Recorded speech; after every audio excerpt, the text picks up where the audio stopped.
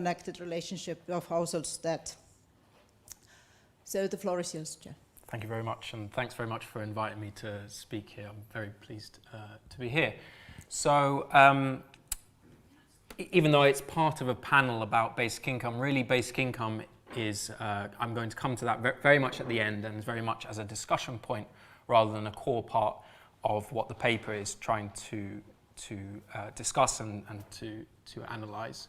And the focus of this paper really is looking at what Jeff's argument was in the earlier presentation, the extent to which technology is driving a decline in the labour share, and particularly two questions that we really wanted to explore in this was different types of ways that we imagine what technology is, and I think probably most people in the room will understand how difficult it is to both conceptualize and measure technology, and so how do we prove that technology is having a particular effect on things such as the labour share, but also the variation across countries, and in this paper we've tried to utilise the idea of growth regimes and the political economy of institutions and both the supply side and the demand side, and to link to what Anne just asked about the exports intensity of different countries. What is the consequence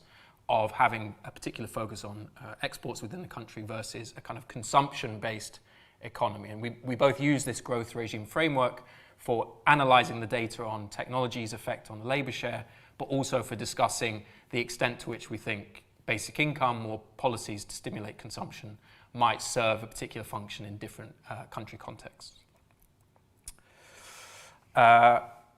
Well, I've just explained the motivation there without the slide there. But anyway, so the basic picture in the long term since the 1970s has been a decline across, so this is an unweighted mean of OECD countries in the aggregate labour share, and we've seen a decline of about 10% from the late 70s, although there's been something of a plateau since the financial crisis.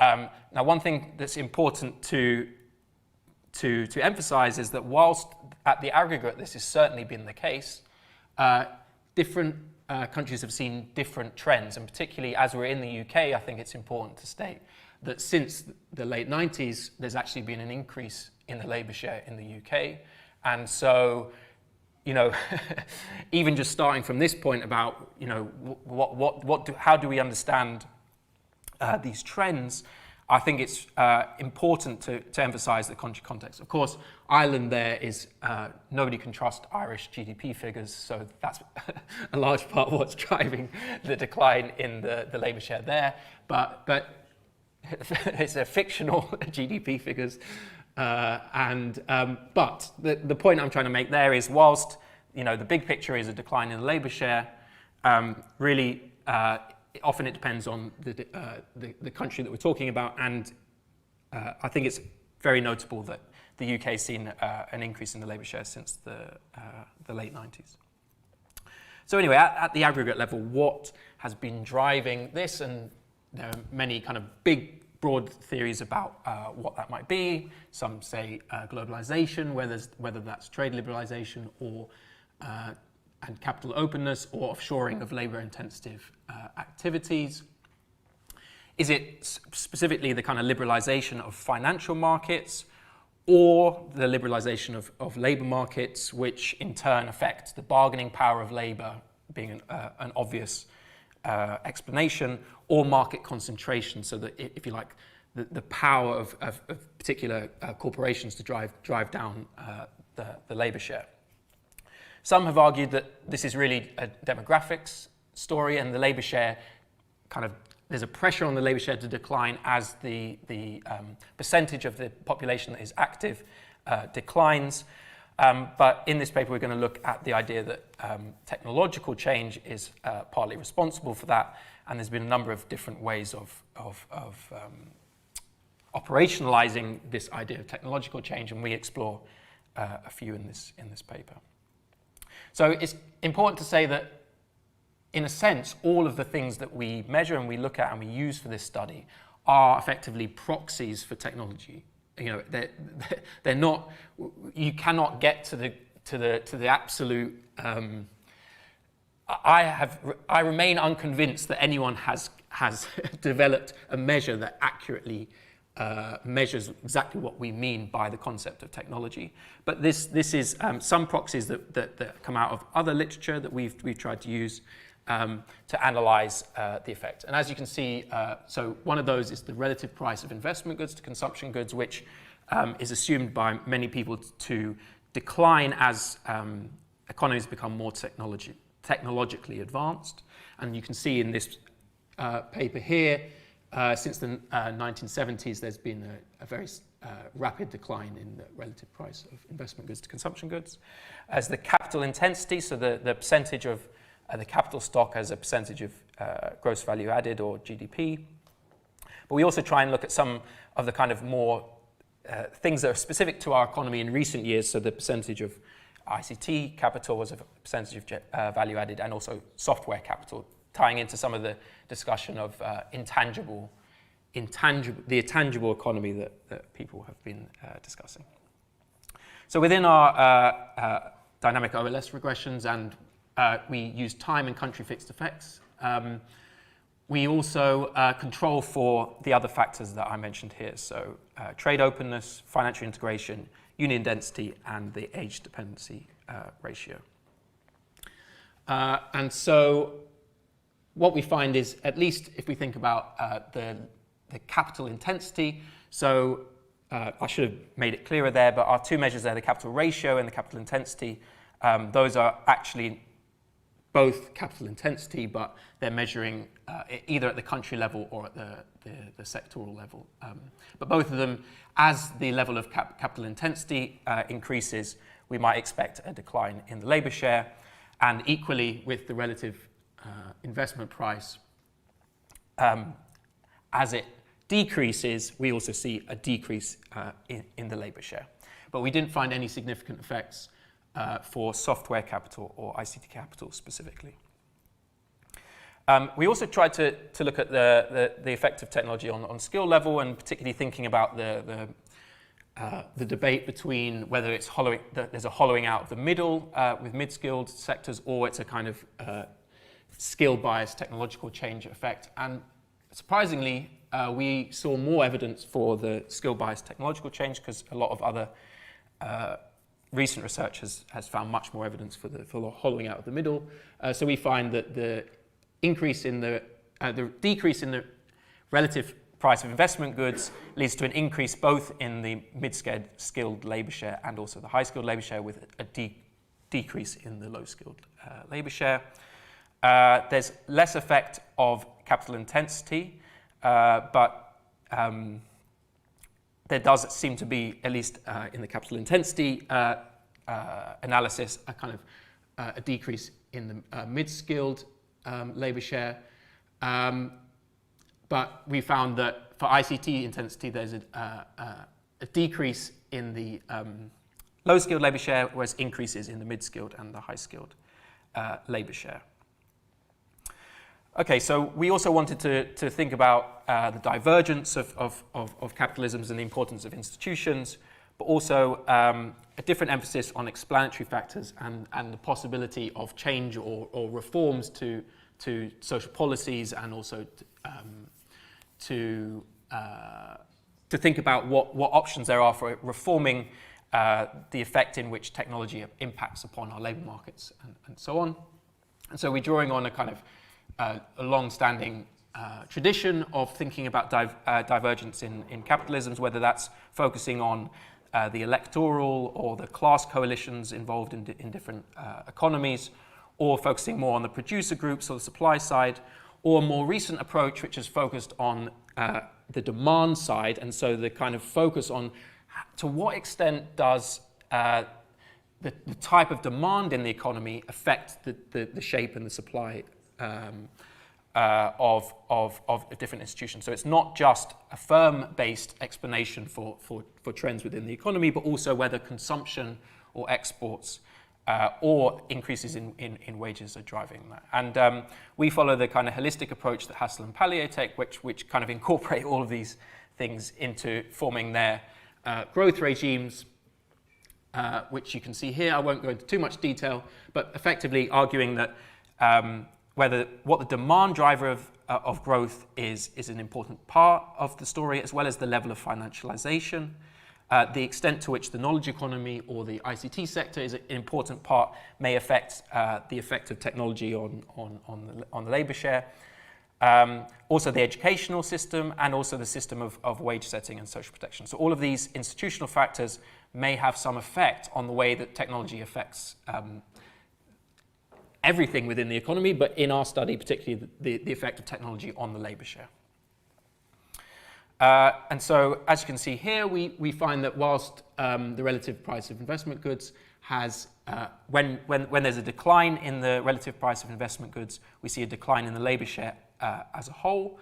There's a difference depending on the countries that we include in our sample. So for what we're called the publicly financed growth regime, which is for the most part kind of southern European countries, a decrease in the relative price of investment goods has a very high effect on reduction in the labour share, whereas the effect is much smaller in high-tech manufacturing countries like Germany and Austria and so on, whereas the effect is actually, well, I mean, it's insignificant in Nordic countries.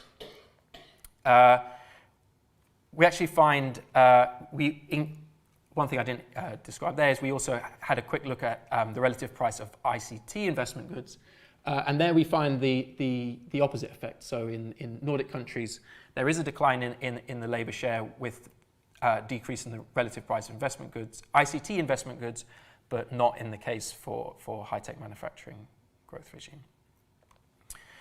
Okay, so what is the significance of the falling labour share? If we assume that there has been this secular decline in the labour share, and technological change is at least in some part driving that decline in the labour share, what is the significance? So a key part obviously is that wealthier people, richer people tend to own more of their income through shares and capital rather than labour. So the more and more income that is given to capital rather than labour, the more you might expect to see increases in inequality. And so there's questions about distributive justice. There's also potential issues related to inequality to do with threats to democratic politics, and perhaps this kind of pressure on wages is causing some of the difficulties we've had with democracy in recent years. But the thing that we wanted to discuss in this paper mostly was the potential for a kind of deficient aggregate income or demand, which may have some effect on increases in household debt, as Jeff mentioned before. As you can see, we don't include here, there isn't data for all OECD countries going back before 1995, so we can't see a longer term trend here, but certainly since 1995, as well as a decline in the labour share, we've also seen a decline in gross disposable income affordable to households.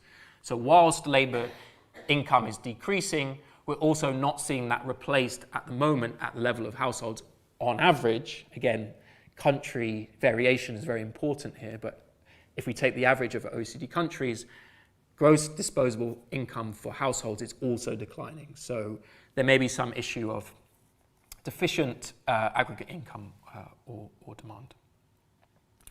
And if we look at household debt, and we've divided this in terms of growth regimes here, so you can see that, well, actually the highest levels of household debt have been in Nordic countries, but effectively, whilst the levels are different, the patterns are very similar, except in the high-tech manufacturing countries, which often don't have a very high financialized system. But effectively, household debt increased very much up until the financial crisis, and then has plateaued or since then. And whilst there are many studies that look at what precisely drives household debt, and many focus on, for example, the most robust kind of predictor of increases in household debt seems to be real residential house prices. So we may say that really what's driving this debt is this, if you like, the supply, the ability to borrow. But that doesn't necessarily say that, at least at the structural level, there is some necessity for that debt to be formed to replace income. So there is a potential that whilst we may not be able to link necessarily the decline of income to increases in debt, there may be a kind of structural reason why this is happening related to deficient income. So a lot of, as Chris, who I guess has left, mentioned, a lot of the debate around UBI has been kind of really about social policy questions, about conditionality and so on, which I won't touch on too much here, but another part has been really on this macroeconomic argument that it can provide a kind of Keynesian demand stimulus, if you like. And Jeff in particular argues that high technology economies in particular see a falling labour share, wage share, which is currently being either kind of countered by benefits or debt. So can a basic income replace those benefits or debt in a more effective way? So just three kind of ways of structuring this debate that I thought might be helpful is to think about why we might say that that's not the case. What would the opposition to UBI be? And I think of this in kind of three different steps. The first is to focus on the means. So if we agree that basic income would be a great thing, one of the reasons we might think that it's not the solution to our problems is because of the way of funding it is not appropriate or inadequate in lots of ways. So whether that is increasing taxes on income, which some people often model with social policy, and so whilst it may be the case that we can reduce marginal effective tax rates for some people on low benefits by kind of introducing a basic income, obviously we're just recycling those marginal effective tax rates to somebody else. So in a sense, the case against using income tax is argued on its own terms. So when we're arguing against UBI, really we're arguing about different ways of structuring income tax. And if that's your way of funding UBI, then a lot of the debate is going to be focused on the benefits of introducing those kind of tax reforms or not. And clearly, if we want to fund it through sovereign money or direct financing of a UBI from a central bank, a lot of the debate is really going to be about what the effect of that direct financing is on prices and the rest. So we may focus our debate around the means. What is the way that we might fund a UBI, and what would be the consequences of that method of funding it?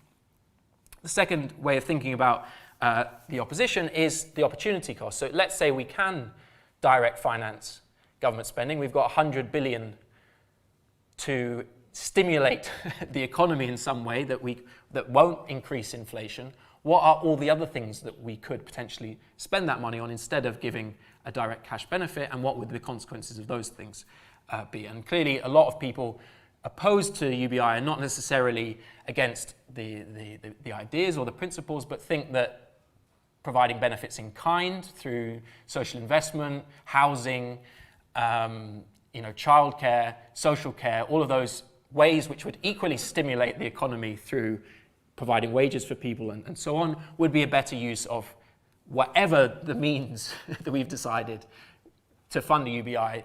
There is still an opportunity cost there that we need to think about. So we may decide that the economy, the technology is driving down the labour share, and that we need some mechanism to stimulate the economy that doesn't necessarily have to be a UBI, doesn't have to be services as opposed to UBI, but also, as Graham mentioned earlier, it could just be within the existing benefit system. So,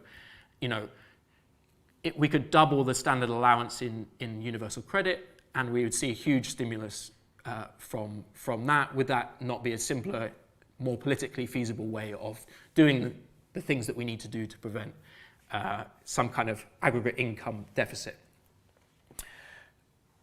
The third thing, of course, is to contest the entire premise of this paper, which is that there is nothing we can do to stop technology reducing the labour share, and there's nothing that we can do with our institutions or with our politics to prevent this from happening. And I think that's also a strong debate that needs to be had, because I think, you know, clearly there has, even whilst at the aggregate level there's been a decline in the labour share, there are variations across countries with different labour market institutions.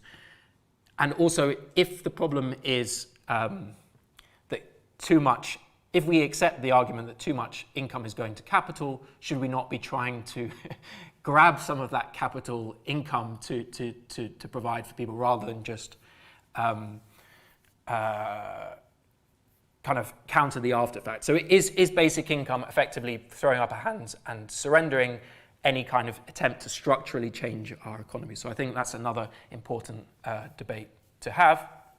And just thinking about growth regimes again, in the Cambridge econometrics model you just saw before, it's focused in the UK, which is a very consumption-driven economy, where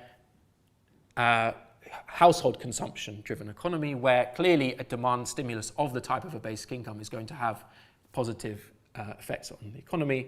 To what extent does that apply in export-orientated economies? I think that's also an important thing to consider when we have a kind of broader debate about, if you like, stripping out the context and the important factors within actual national economies for thinking about whether a basic income is a good solution. So that's all I have for today. Thank you very much for listening. I guess with Chris gone, I'm going to have to be fielding all the questions. Yeah, thank you very much, Joe. Yeah, Chris had to leave, unfortunately, and he asked me to pass on his apologies. But we have also Professor Nick Pierce here, and just ask him to maybe move up here and join the discussion. And he was a co-author of the study which was just presented. Yeah. So then he's going to support you. Yeah, he provides moral and... any questions? Yes, Andrew. Sorry, Andrew Sentence.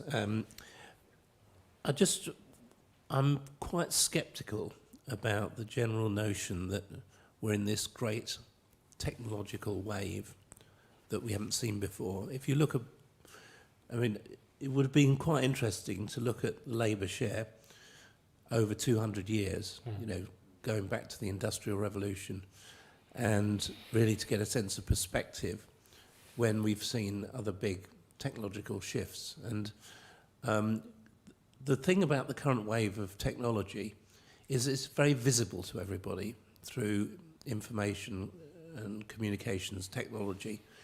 But most of the time, since the Industrial Revolution, technology has been changing things in factories, out of people's sort of normal experience. And so we think we're in this amazing wave of new technology, but I don't think we are.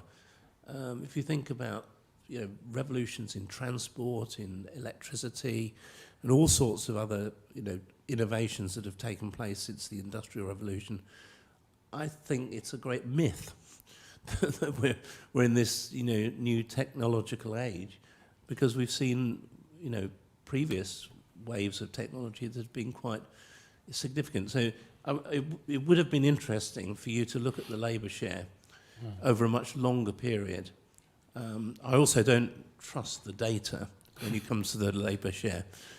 Sorry to be a total sceptic here, no. But when I've looked at the UK data, for example, they lump together self-employment and other forms of income together. And if self-employment is increasing, I'm not sure that's captured in the labour share, but you can contradict me on that and say it's all properly captured. So I'm just a little bit sceptical about the sort of database that you're working from. Yeah.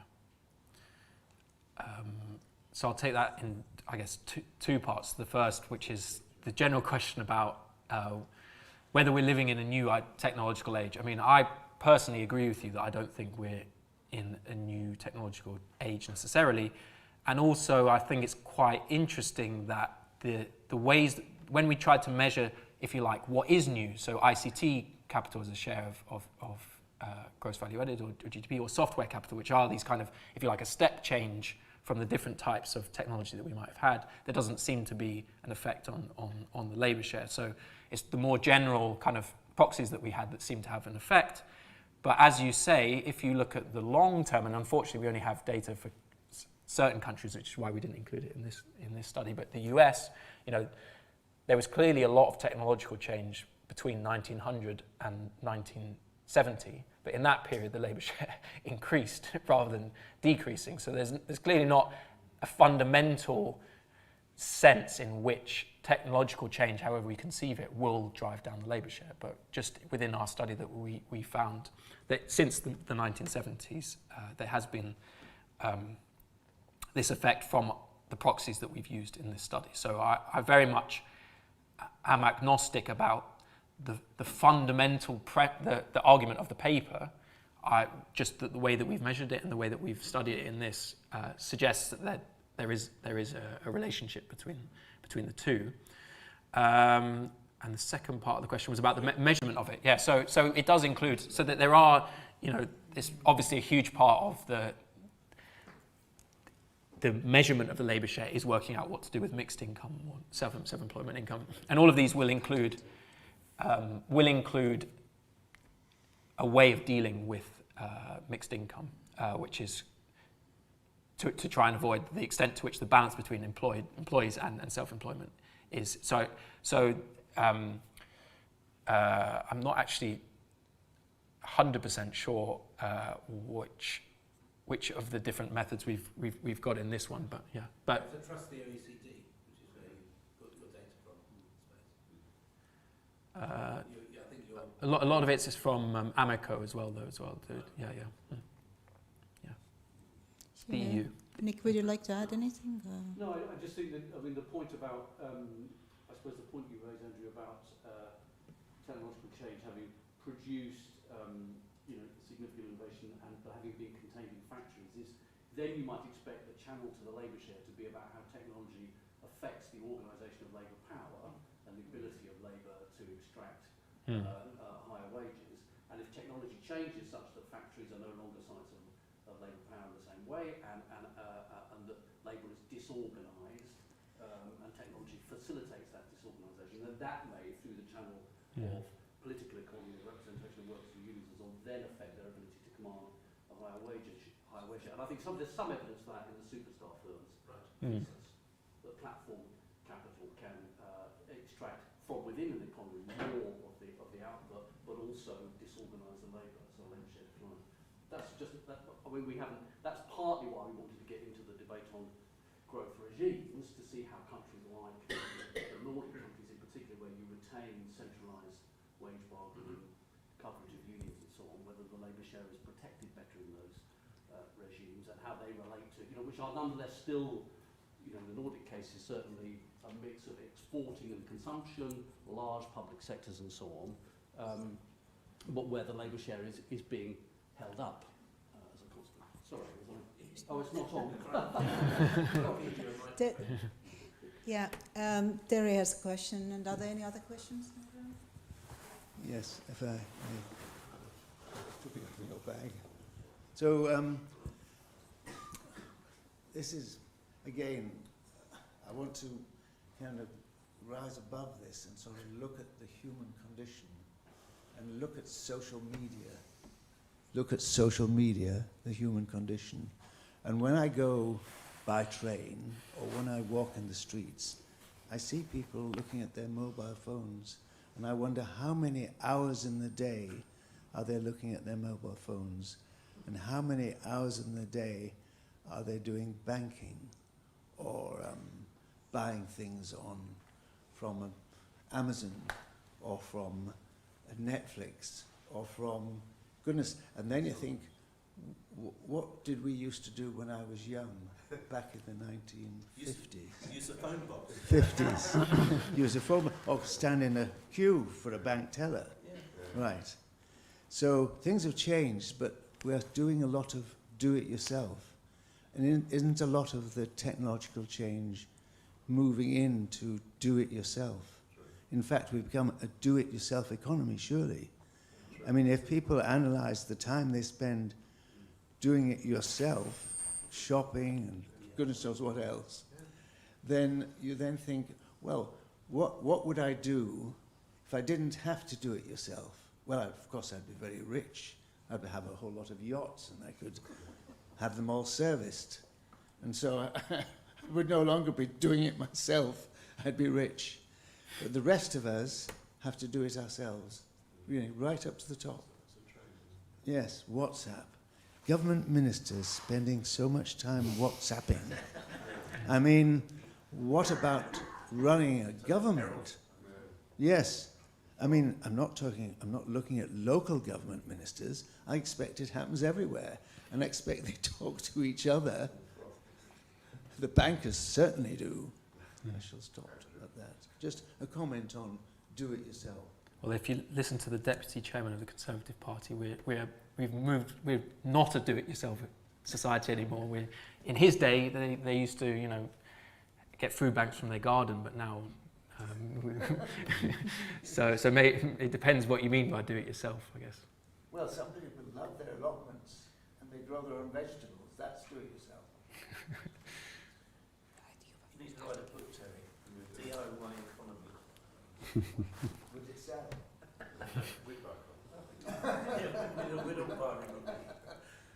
Yeah, we have another question here. Thanks very much for that presentation, Joe. Am I right in thinking when you showed the chart, different countries' labour share, that the UK was actually pretty flat or rising for the last few decades? Yeah, so since the late 90s it's been rising. It's the green one. Green one, yeah. Green one, is it? Yeah. I mean, I thought what had happened to the labour share in the UK was that it fell in the 1980s, in the Thatcher years, and since then, as your chart shows, has risen. Exactly if it fell in the 1980s, that was much more likely to be due to government policy than to technology, particularly the weakening of the unions, which I think Nick was just referring to. So if it's not happening in the UK very much, well, why is that? And does it affect your argument? I mean, are you appealing to the wrong audience? Are you appealing to an audience where the underlying problem isn't being exhibited? Am I? You mean I see because the UK doesn't have this problem? So yeah. I see what you mean. Yeah. Yeah, I mean, I guess the question is about, because one of the problems in the UK economy has been a lack of investment in technology. So I guess maybe the reason we haven't seen a decline in the labour share is because we're not technologically advanced enough. So maybe I mean that's not my argument, just to be clear, but that could be an argument that people would make about why you haven't seen the same trends. I mean, I think the fact that it's kind of rebounded a bit to be where it was pretty much in the 70s, or at least it depends what data you use. It's definitely an interesting puzzle, and I don't really know. I wouldn't be here if I knew the answer to it, probably. I guess to the extent that there has not been a significant decline in the labour share in the last 20 years in the UK, it would seem that there isn't an obvious reason to support UBI on those grounds in the UK. I agree with that. But there are plenty of other reasons to debate whether it's a good idea or not. Yeah. Sorry, can I just add one right to my question? I think it's pretty important to include mixed income, I think, in the labour share, because that's influenced by tax, particularly in small firms. If the tax favours dividend interest, then owners of small firms then get all their income through dividend and you pay themselves a tiny wage, and so.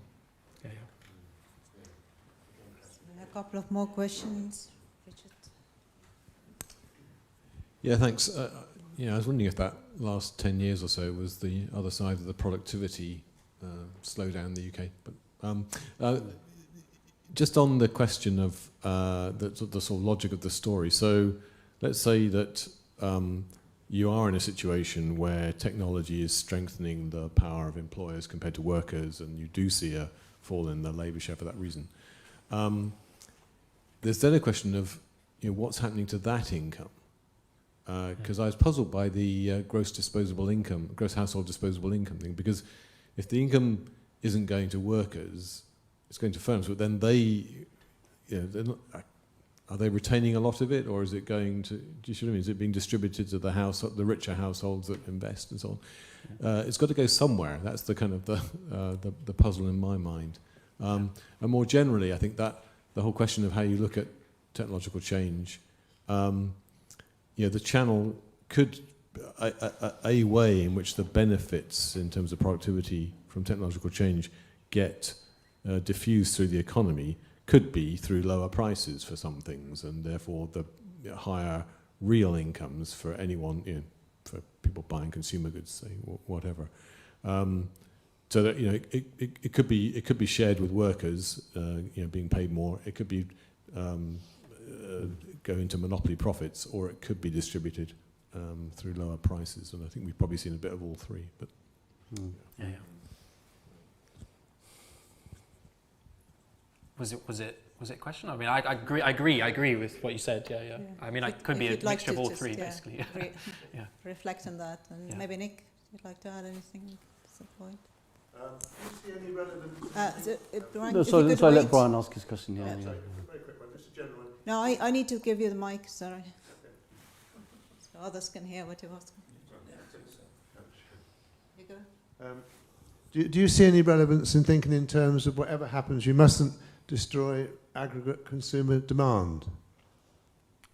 Is there any problems with having that attitude? Well, it must be maintained, whatever you do. Well, definitely, I think if we refocus on the UBI movement, I think it's an obvious tension within it, because there's a whole part of UBI support, which is the whole point is to reduce consumption, to ease our way into a kind of environmentally friendly economy where people are not going out to earn as much as they possibly can all the time and that kind of thing.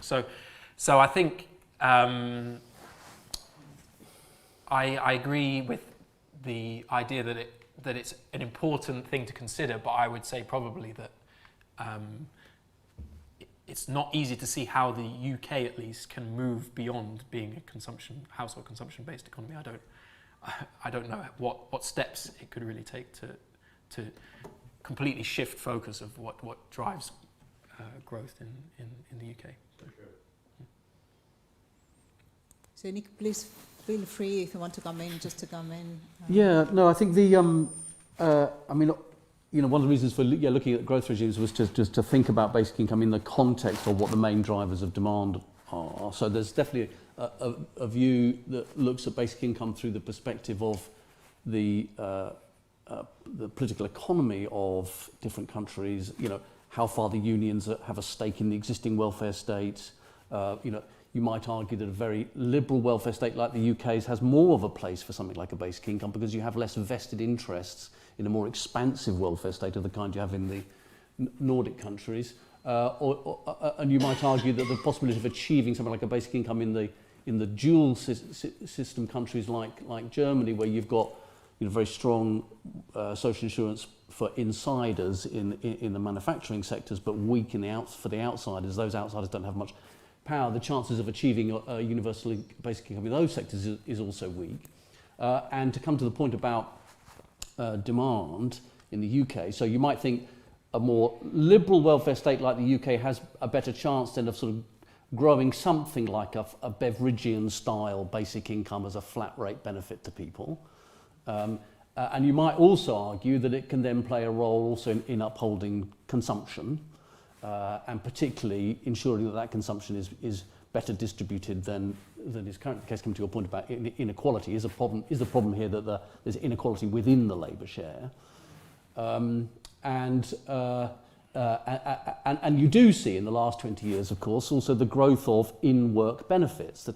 Our social security system goes from simply paying pensioners and people out of work to paying people in work to top up their wages and paying for the cost of raising children. And that, again, might be argued to be performing the function of maintaining household consumption, particularly in the lower income group. So that might be part of the sort of story as well. And I suppose just a final issue you raised about, is this the flip side of the productivity puzzle? Well, if you think that insufficient demand has been what's driven the post-financial crisis productivity slowdown, whether that's through disincentivizing business investment or whatever the channel, then again you might argue that policies to maintain demand, if that's your rationale, might then play a role in improving productivity. Yeah, I mean, as Adam Smith famously said, the end of all production is consumption. I mean, the economy is ultimately oriented towards consumption, and even if we build cathedrals, you then measure that in terms of the utility consumption that people do or don't feel about the cathedral that's been built. But I mean, what in response to Graham, and one of my worries, one of my questions really, in general, is whether in the UK, the increase in the retirement age has been part of the effect on productivity. In other words, people are staying in the office of the factory into their late 60s, but the output of that company isn't increasing. And to come back to Andrew's statement earlier, I mean, automation, by definition, must be improving productivity. The question then is how the benefit of that productivity is taken. It can either be taken as greater output for the same labour, or it can be taken as lower labour for the same output. And I would agree with Andrew, but in that, the earlier period of the Industrial Revolution was clearly taken as the former. We're taking increased output and standards of living against same labour. But we may, as you've been just saying, face a period where we take less labour for the same output. Very good. Would you like to comment on it? Or just,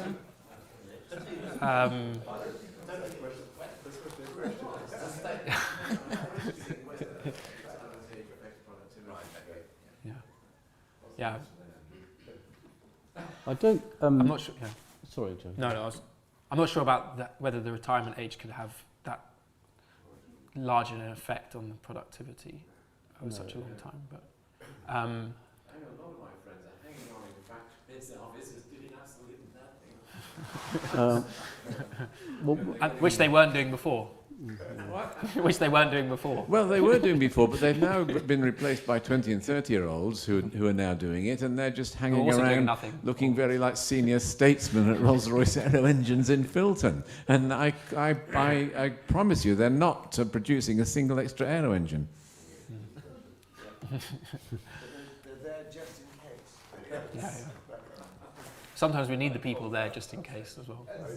it would be interesting to run a regression to see where it has impacted and not. Yeah. So you get more ideas from here. Any other? Yeah. It's an attempt to put social cost onto the product price. So always in British social policy, whether it's sick pay, whether it's retirement costs or whatever else, there's a push to push that out of the social budget and onto the product price. And we have to question that thesis, I think. We should accept the social cost and fund it by direct funding of government expenditure.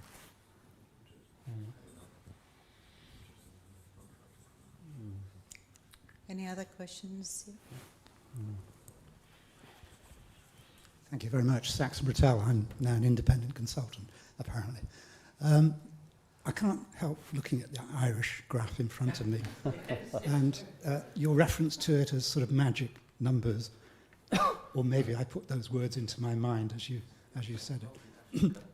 Quite clearly, they are numbers that have been collected by a national agency. And we actually know what that's all about, don't we? So it's thought probably be useful to unpick some of that. It's something to do with the flow of foreign direct investment. And I've written two things down here, which is offshoring and tax avoidance. So it seems to me that's what we're looking at in this case. But is it not the case that underlying that amazing, or should I say, Amazoning decline in the labour share in Ireland, actually what we're looking at is indeed the role of FDI in facilitating embodied technological change and embodied structures that utilise external control to take it forward. So it's a sort of a comment. There's I think it's a lot of unquestioned answers being given here. I think it's also, I mean, just like technology may be driving, you know, if we think big picture here, if in terms of, you know, if technology is also weakening, if technology is the ultimate cause of weakening labour power, for example, it might also be the cause of globalisation in lots of ways. It's interacting with globalisation, and that facilitates things like foreign direct investment or tax evasion and all the rest of it. It also facilitates greater financialisation of our economies, and, you know, the complexity of different ways that we can have different financial instruments that, you know, also globalised. So the whole thing is incredibly packaged together. But for the purposes of trying to do an econometric study, you sort of have to assume that these are distinct. Assume that they're distinct things. But obviously, I completely agree that these are all really interlinked. But then at that point, we just, you know, we only have to wave our hands in the air and say, well, technology is doing it. We have to try and explore the extent to which that's the case in the best way we can, and that's what we've tried to do in this study. But of course, there are all sorts of ways in which these trends cannot be disentangled, and yeah, I mean, you could say that Irish decline is also technology inadvertently, but also it's a mix of lots of other trends as well. So. There's a truth behind the data. Yeah. So there is a truth behind the data. Yeah. It's not just fabricated. It's not just fabricated. No. Any other questions? We still have 10 minutes to lunch. Or we can... Thank you very much for the questions, and I should have thanked you for the presentation, so I now do so. My question is about, this is of course a major, huge issue, it has been in applied economics for a long time, the labour share of GDP and why it changes and what do we understand by these changes. And what you're showing is this long-term trend, OECD trend. I mean, there are these differences. And clearly the UK, the interesting thing is why is the UK so different? And of course, neoclassical economists would say, the labour market has been freed up. But then you look at the United States and think, well, surely there's no more free market than in the United States. So I'm now going to ask you, what is a free market in labour? And how would you measure it? Measure the freedom of the labour market? Because you are talking about the labour market here, as defined by the OECD. Well, the OECD does have a sort of regulation index for labour markets. So, you know, how far they're regulated. Yeah, and you're right. We are at the kind of liberal market end. Yeah. But it hasn't changed since the 80s in that sense. No, it hasn't increased. We haven't become more liberalised than. No. But so things have changed. We've become. I don't think become more liberalised, but we've become more self-employed, haven't we? There's been an increase in self-employment. Huge increase. Yeah, 14%. And we've become more divided. The labour market's become more divided by deliberate economic policies and deliberate social policies, which have divided it. And it's been divided also by immigration and emigration and Brexit, dare I say it. I dare say it. I've said it. I've said the word. And that's one thing. Most of those things are not captured by the labour share because it's all happening within the labour share. So you know, I think the difference is in this paper, you know, we look at the labour share, but I think there's as much to be discussed and picked apart about what's happening within the labour share between different groups. And clearly, the big change has been inequality within the labour share rather than the labour share itself. If we want to think about the biggest shift in the UK economy, although it has been relatively stable in the UK as well for a long time since the 80s, but the big, huge shift in the 80s was inequality in income. So, yeah. And which has not been restored. I mean, it got worse, hasn't it got worse? Only wealth inequality rather than income I think inequality. income inequality has broadly been flat since the early 90s, yes. but although the top 1% you see continuing to increase. Yes, going and then- shooting off. And wealth Yes. inequality is, Yes. jumps around. Thank you. Any other questions, comments? See if people are